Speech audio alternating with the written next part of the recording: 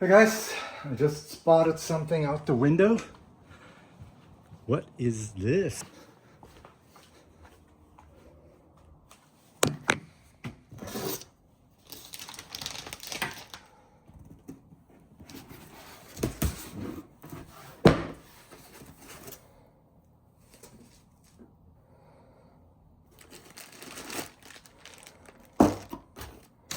Ooh, European, no, that's an Australian power cable. Power supply. Feels like the 2 amp one from out here are the motor adapters.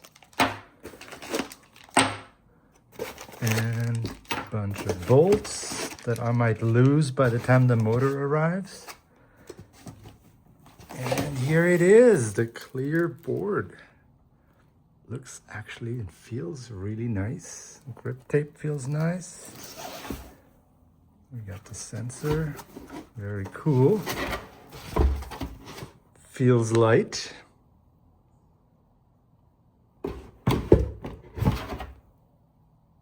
Maybe I should weigh it. Before I weigh it, let's see if it powers on. Where is the power button? Oh, right here.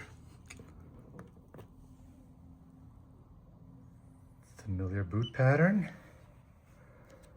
Why is this one blue? Oh, I bet this is just the LED from the ESC shining through. But here, foot pads work. And let's check it out on my phone. Comes up. Reports as an ADV 200. Uh-oh. Current limits. 85 and minus 70. That seems very low.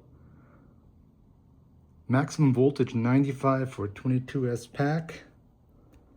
Temperature compensation disabled. Well, but it comes up. It comes up at 93% charged. Cool. And it's got lights. Very cool. In the rear too. So yeah, it works. Now we just need that motor. All right, I got a kitchen scale here. Let's see. Trying to find the center of gravity. Does it hold up? It's falling over. So it's only reporting a little over 10 pounds. I still have to use a finger to kind of hold it in place. But that is not bad, leaving us another 10 pounds or 11 pounds for the motor before we hit 10 kilograms. This heatsink right here feels really nice, actually. But that would be the reason why standard fenders won't fit out of the box until you cut out a little bit. But it has to slide over, so compared to a pint, it looks like the inside bracket lines up perfectly, should be swappable. And yeah, it's obviously more like a Pint X because the rear is thicker here, so it looks like a Pint X style bumper. But yeah, looks good. First compatibility check. Fender seems to fit perfectly both ways. I can also use that fender delete on my basic Pint. Now, unfortunately, the motors haven't shipped yet, but a standard Pint motor totally fits.